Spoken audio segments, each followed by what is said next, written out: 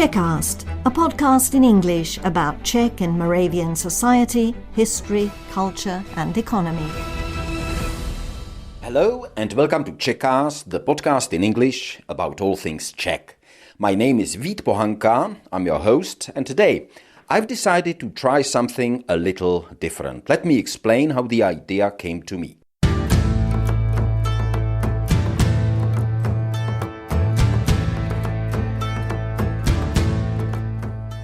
Sometimes when I travel by car between, for example, Pardubice and Žďár nad Sázavou, my hometown, I pass by the small town of Nasabarky.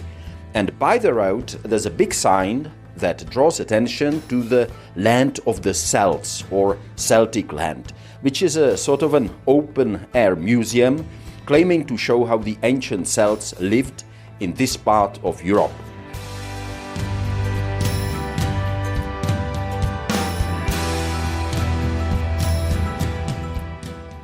This educational institution, which by the way gets subsidies from both regional and national government, calls itself also a Celtic skansen, which I think in itself is a bit ironic, and I can't help mentioning that the term skansen originally refers to a fortress on an island near the Swedish capital Stockholm, which became the world's first open-air museum, and it is undoubtedly authentic. But the generic use of the name skansen for all open-air museums all over the world is problematic, as I believe ethnographers and historians today very well realize, no matter whether it's in connection with the Celtic, Slavic or any other culture or ethnicity. But let's leave that little irony aside for now.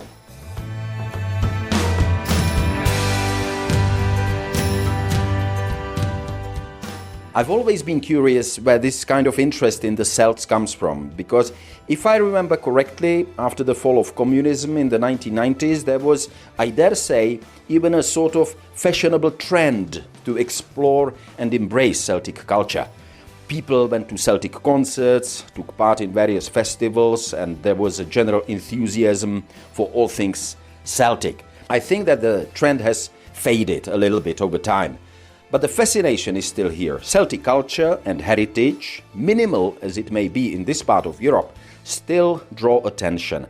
And the land of the Celts, near the town of Nasabarky, is a living proof of that.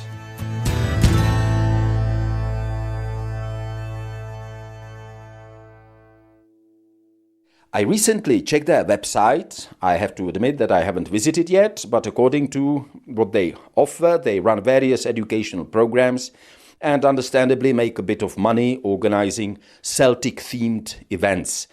It seems that the operation is running quite well. But what I've always wondered is how authentic can any of the programs that they provide really be. After all, the Celts were here for a few centuries, and after them came the Germanic tribes, followed by the Slavs.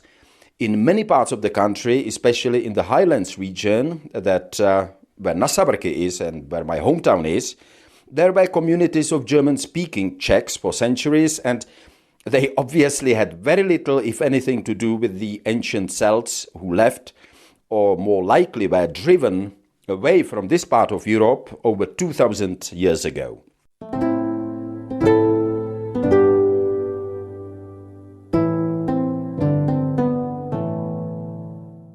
And this curiosity led me, quite unexpectedly, to something else. While doing an unrelated research at the Czech National Library, specifically its excellent digital archive, I came across a foundational work by František Palacký, The History of the Czech Nation in Bohemia and Moravia. Published in the mid-19th century, it's widely regarded as the cornerstone of modern Czech historiography. There are several versions of it, several editions that are freely available online, so I began reading, and naturally I wondered, what does Palacký, this man who is sometimes called the father of the nation, say about the Celts?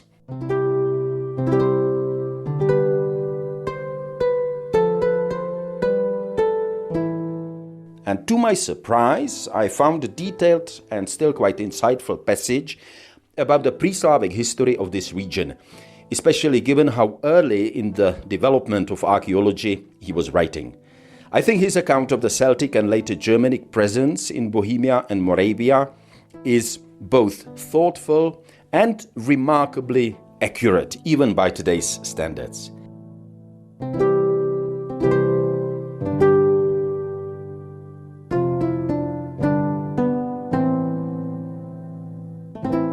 While originally I intended to focus just on what František Palacký wrote about the Boii, the Celtic people who once inhabited Bohemia and Moravia, I quickly realized that I couldn't stop just there. His account of the Germanic tribes, particularly the Marcomanni, who came after the Boii and remained in the region until the arrival of the Slavs, was simply too compelling to ignore. So in this episode, I'll include also some of Palacký's very vivid descriptions and reflections on the Marcomanni as well.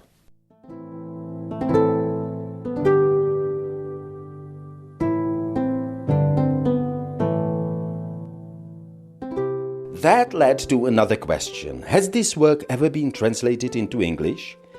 As far as I can tell, and please feel free to correct me if you know otherwise, it hasn't, at least not in full, and I couldn't find even a single translated excerpt on the topic of the Celts or any other from this seminal work of Czech historiography. So, I decided to translate at least that part myself. Full disclaimer, I used AI tools for the heavy lifting, but then read the text and edited it very carefully for any errors in translation, clarity, and style.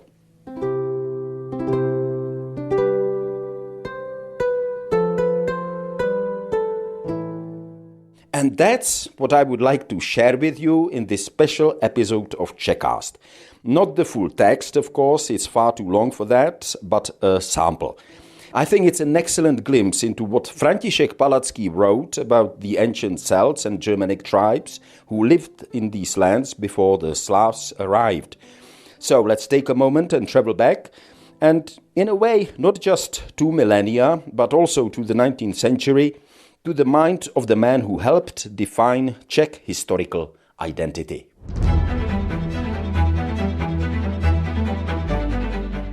Czechast, a podcast in English about all things Czech.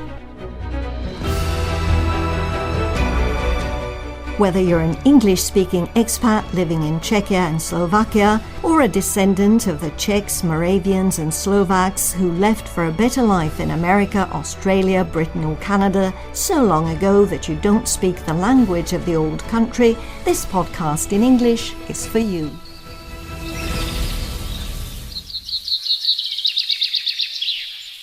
Imagine the picturesque, undulating landscape of Bohemia and Moravia. Wooded hills, meadows, creeks teeming with fish, and forests full of game and deer, as it must have looked since time immemorial. Now, František Palacký, writing in the 19th century, didn't have access to the wealth of archaeological discoveries made especially in the 20th century. Yet even he, the father of the Czech nation, sought to answer a fundamental question. Who were the people who once called this beautiful corner of Europe home, long before the arrival of the Slavs, long before anyone spoke Czech? To do that, he couldn't rely very much on excavation sites and definitely not on carbon dating. He had to rely mainly on the written records of ancient historians, his predecessors in the long quest to understand the past.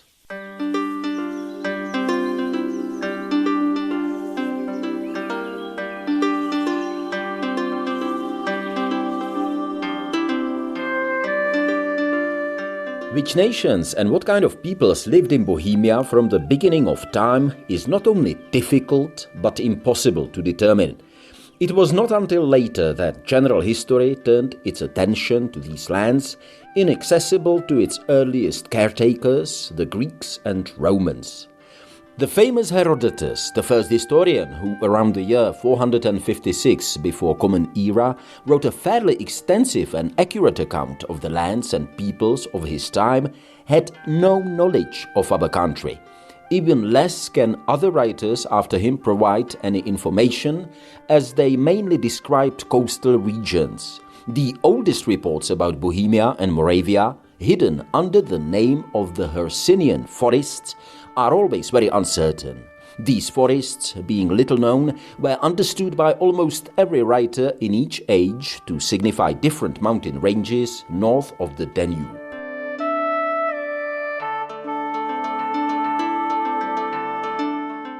Our oldest domestic chronicler, Cosmas, neither knew nor suspected that any other nation had ever lived in our land before the Czech people. According to his reports, the forefather Czech was the first man who, entering the land with his retinue shortly after the Great Flood, settled first under Mount Říp, between the Elbe, Vltava and Ohře rivers, crossing the mountains that enclosed the land. However, any careful or knowledgeable researcher of history and languages will question such tales simply by examining the names themselves. Indeed, names like Říp, Vltava, Labe or the Elbe and others, which are the oldest historical relics in our land, clearly reveal through their sound that they originate from foreign, non-Slavic languages and peoples who held this land long before the Czechs. Some modern scholars have rightly surmised that in the dim antiquity of ages, for which no clearer records remain, nations of great northern lineage were probably here.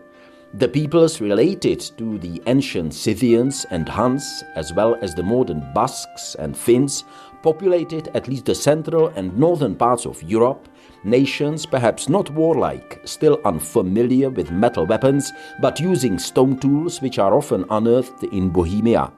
These nations, however, were either subdued by the incursion of Indo-European tribes or pushed further to the north from their settlements.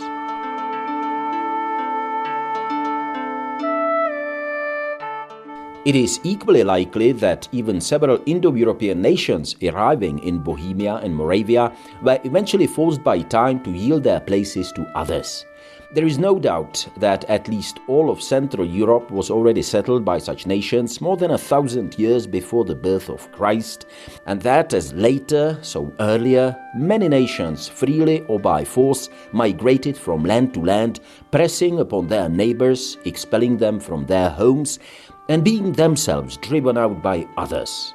But who and what kind of nations sought and found refuge in Bohemia and Moravia in this way? Who now, in the absence of all records and reports, would dare to tell such a tale?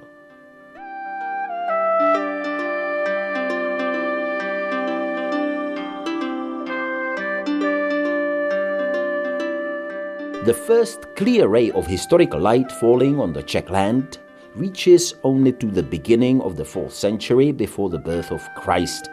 It is said that at that time the Boii, a Gallic or Celtic nation, penetrated from present-day France across the Rhine and the Hercynian forests, armed with great power, into these lands and settled there. After them, this land was called the land of the Boii, Boiochemum, Boheim, or Bohemia, and it is still known by this name among Western nations.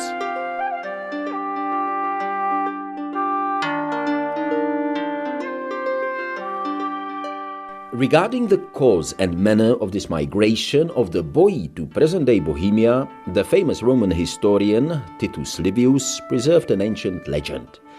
During the reign of the Roman king Tarquinius Priscus, around 600 years before the birth of Christ, King Ambigatus ruled powerfully over all Gallic nations in present-day France. Seeing how greatly these peoples had multiplied under his reign and fearing discord and strife in his land, he decided to send part of them abroad, calling his nephews Belovessus and Segovessus, strong young men. He ordered each to gather as many people for their expedition as they could and wished, to ensure that they would not be overpowered by foreigners. When they had assembled, the will of the gods has determined according to national custom by the flight of sacred birds. Segovessus was shown the way to the east, across the Rhine into the Hercynian forests, and Belovessus to the south, across the Alps into Italy. Thus, both led contingents, in which up to 300,000 people were counted, embarked on this fateful journey, clearing their way with armed hands into new lands.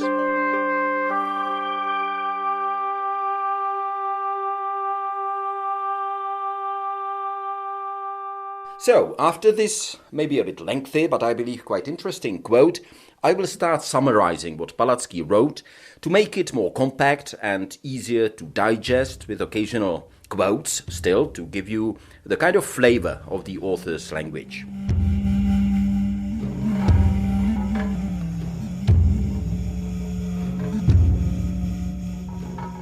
What he says is that the Boii, even though they basically disappeared, left a strong cultural imprint on our region. These people were not just warriors and invaders, but also community builders. And Palacký describes them as a nation that, despite their many cruel customs sanctified by their religion, demonstrated a refined aptitude for education and enlightenment. The Boii built permanent settlements and lived structured lives. And here another short quote. Having permanent settlements, they engaged in agriculture, livestock farming, crafts and trade. They practiced literary arts using Greek script and were knowledgeable in various sciences, at least by the time of Gaius Julius Caesar, writes Palacký. These aspects, according to him, signal a degree of sophistication and cultural development unusual for the Central European tribes of that era. The Celts in Bohemia established legally organized communities too, with a clear social hierarchy, dividing people into classes with unequal but clear civic rights.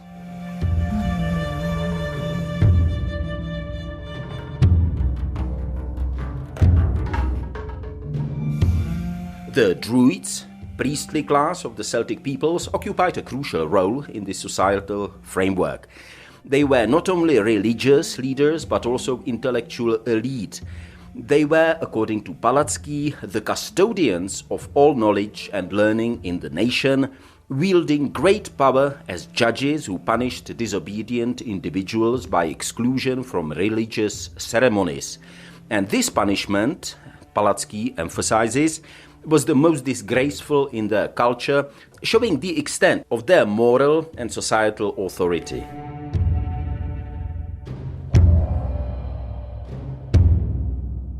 Palacký also paints a picture of economic and military life among the Boii. The nobility, or landowners, by possessing landed estates, gained greater power, also by acting as leaders of the common people and, along with their servants, called solduri, conducted military operations. As Palacký explains, the common people were free but could not enjoy civic rights unless they undertook the protection of powerful nobles to whom they paid taxes and provided services. Despite these achievements, internal strife weakened their cohesion, meaning the cohesion of the Boii. Discord, strife and quarrels were abundant among them throughout history, weakening their national strength, eventually leading to the destruction and total extermination of all tribes on the European mainland.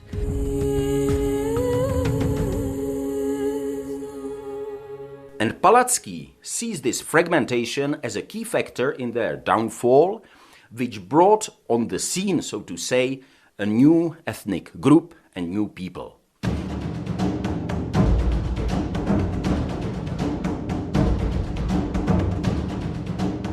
The Germanic Marcomanni started displacing the Boii in Bohemia just before the turn of the Common Era, and they brought a contrasting cultural structure, one that was more austere and militaristic. Palacký remarks that they were similar in customs and habits to all Germanic tribes in the east, rough, warlike nomads.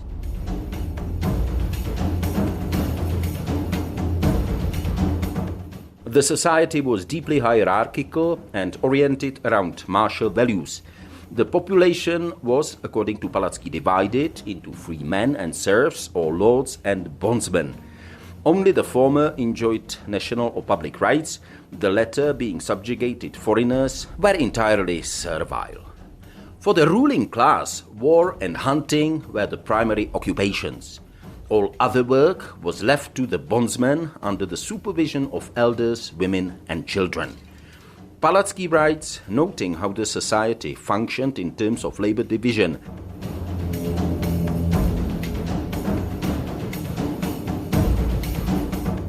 Their strength, valor and toughness were esteemed above other virtues, and their entire way of life was directed towards acquiring such qualities.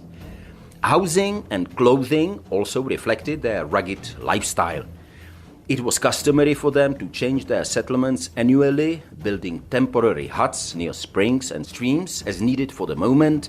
Many also lived in pits and caves during the winter. As for clothing, adults wore only part of their bodies covered with fur or bast in winter. The youth remained unclothed. Governance among the Marcomanni was based on assemblies and war leadership. The bravest and most experienced free men, chosen as military leaders during wars, elevated themselves to the rank of princes. These princes in turn convened assemblies to deliberate and carry out public good. Nothing was decided or enacted without such assemblies.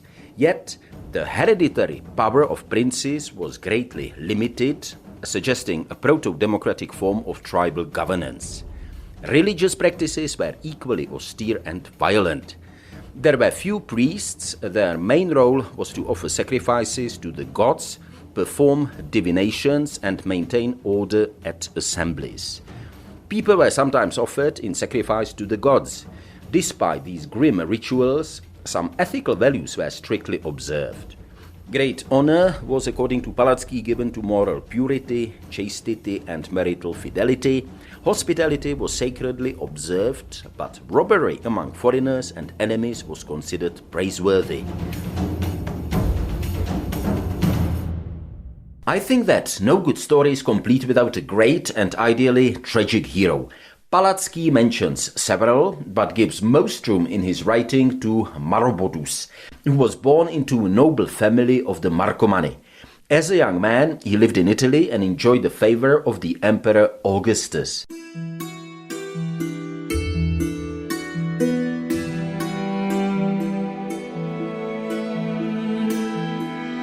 The Marcomanni, to explain, had been beaten utterly by the Romans in 10 BCE. So after many years in what is now Italy, Marobodus returned to Germania and became ruler of his people. Now, to deal with the threat of Roman expansion into the Rhine-Danube basin, he led the Marcomanni to the area later known as, Bohemia. He just needed to be outside the range of the Roman influence, so he went east and came to where is today Czechia. There he took the title of king and organized a confederation of several neighboring Germanic tribes. So he became the first really documented ruler of what is now Czechia with a real government. And here, just another disclaimer, I am helped by the information of Encyclopedia Britannica, where I wanted to confirm it. And this little detail Palacký doesn't mention, but he certainly describes Marobodus as an exceptional leader.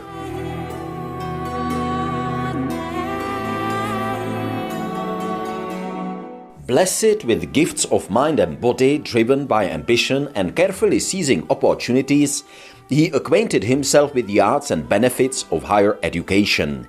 He matured in Roman fashion into a field commander and ruler. After seizing power, he established a royal court, surrounded himself with a personal guard, and ruled according to Roman customs and principles.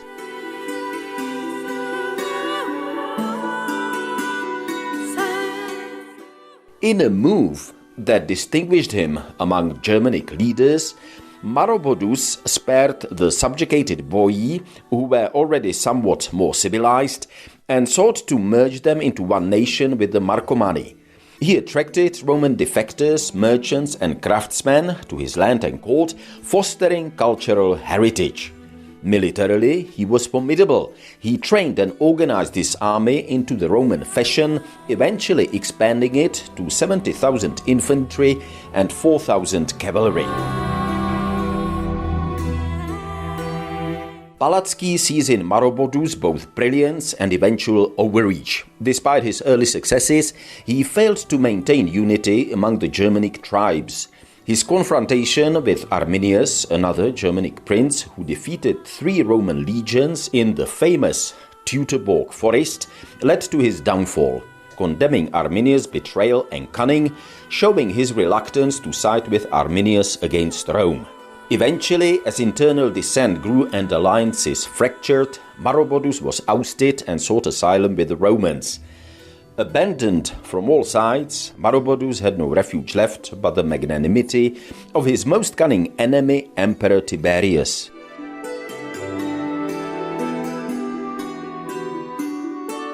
As Palacký continues, he lived out his life in Ravenna, a symbol of the fall of a once proud Germanic kingdom. Later, Marcomannic history, including their participation in the Marcomannic Wars during the reign of Marcus Aurelius, reflects a period of continued resistance but growing dependence on Rome. The tribes increasingly became part of Roman defensive strategies, sometimes even supplying troops and forming buffer zones. Despite some autonomy, their fate became tied to the fortunes of the Roman Empire. Eventually, both Boii and the Marcomanni vanished from the historical record. Palacký notes that the Boii were either Romanized, Germanized or Slavicized, while the Marcomanni succumbed to the Huns and other migrating powers. Yet the echoes of their presence remain in place names, in archaeological finds, and in Palacky's powerful prose.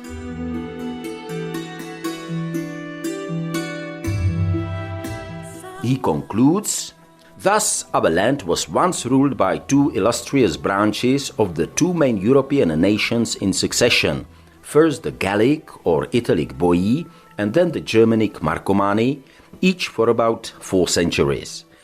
Their legacy was ultimately one of conquest and loss, of civilization gained and then dissolved, but in Palacky's view, they form a necessary prelude to the coming of the Slavs. As he writes, and here my last quote, "The sword secured their rule and the sword took it away again. In their place arose a branch of the 3rd major nation in Europe, the Slavic Czechs, who could wield the sword as well, but had always clung more to the plough and the sickle. Because of this, they endured longer, even to this day, remaining in that blessed land." End of quote.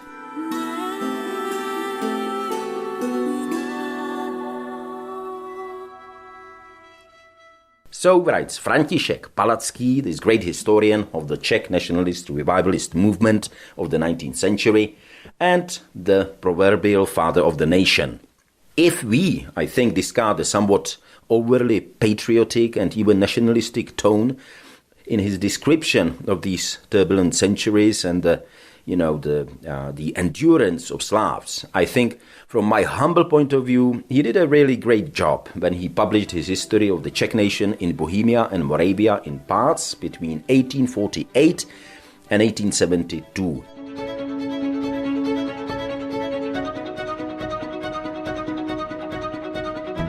I think it's notable that the first parts, including the one that I was quoting from, were published first in German and only later translated into Czech, but after several years he started writing first in Czech and then had it translated into German. And why I mentioned that, I think it shows quite nicely that Palacký obviously felt the need to show the German-speaking public, both living in Bohemia and Moravia, but in Austria, I suppose Germany as well, that the Czech nation really has its own proud history, one that needs to be recorded and remembered again.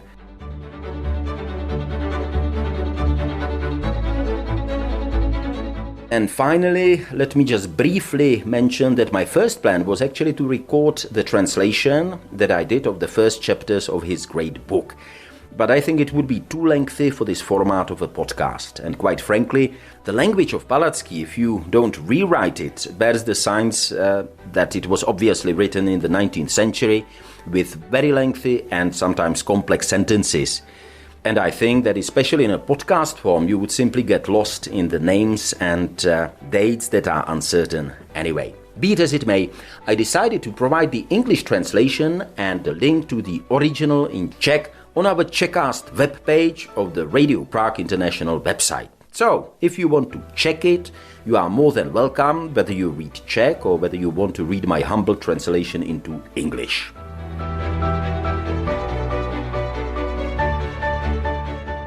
To sum it up, the land of the Celts near Nasaverky in the Bohemian Moravian highlands, which I mentioned at the beginning of this episode, was built on a site where archaeologists really found remnants of a Celtic oppidum or a fortified settlement. And it's not the only one. There are quite a few such sites across Czechia, and some local or geographical names or toponyma, including rivers, may well be of Celtic origin, although it's hard to say that with certainty. What we do know is that for about 4 centuries, Celts lived in some parts of what is now Bohemia and Moravia. What I personally find interesting, though, is the fact that we Czechs seem to take more interest in this ancient Celtic past than in the centuries that followed, the Germanic period. And I won't even begin to speculate whether that has anything to do with the lingering anti-German sentiment rooted in more recent chapters of our history, especially the bloody events of the 20th century.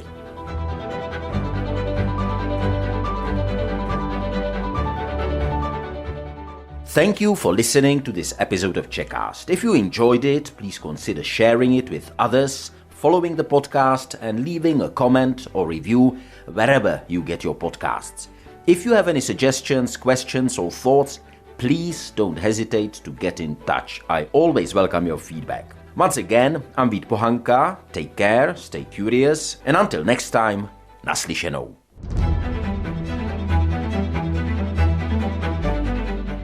Czechast, a podcast in English about all things Czech. Whether you're an English-speaking expat living in Czechia and Slovakia, or a descendant of the Czechs, Moravians and Slovaks who left for a better life in America, Australia, Britain or Canada so long ago that you don't speak the language of the old country, this podcast in English is for you.